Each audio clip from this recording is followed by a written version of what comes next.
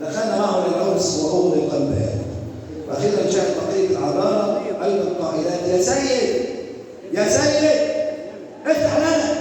أجاب وقال: الحق إني أقول لكن إني لا أعرفكن، فصار إذا أنكم لا تعرفون اليوم ولا الساعة التي يأتي فيها ابن الإنسان. أمين يا ربنا وأخوانا رافعين قلوبنا إليك. اتكلم لكل حد فينا النهارده مش بحسب احتياجنا ولكن بحسب هناك لكل المجانين. اتفضل السؤال.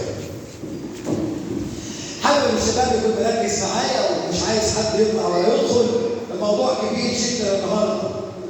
عتاب على الحاكمات. ركز معايا. عتاب على الحاكمات وحزن على الجاهلات. ليه عاتب على الحاكمات؟ ليه؟ هنشوف. وليه احزن على الجاهلات يا اخوات؟ برضه هنشوف.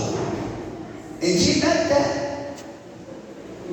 اول مثل فيه في متى 7 يقول لنا ان رجل جاهل ورجل عاقل. الجاهل بنى بيته على الرب والعاجل بنى بيته على، برافو عليكم، انتوا شغالين في كلمه رب. وجت الرياح والامطار وبعد عنكم بيت مين اللي وجع؟ الجاهل ولا العاجل؟ الرب ولا الصخر؟ الرب. وكان سقوطه عظيم. يا اخي في بيوت لما توقع الايام دي ووقعتها سودة بعد عنكم اصلا مبنيه على ايه؟ الرب. على الرب. كلكم بتروحوا الجنه. شفت حد يبني بيت في الجنه؟ لازم يعمل. كان معايا مهندس في البرنامج اللي انا عامله السبت ده وقال لك خمسه التربه الصخريه احسن من التربه الرمليه في البنى. طبعا انتوا عارفين الكلام ده بالبرنامج. فاول مثل يقول لنا جاهل وعاقل، لكن المثل الاخير قدامنا حكيمات وجاهلات.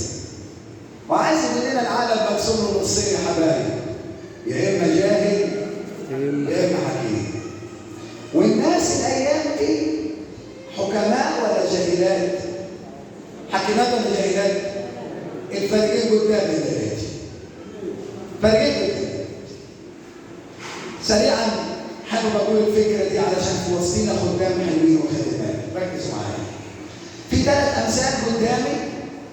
مثل منهم في عدد 42 في الاصحاح اللي قبل ده على طول.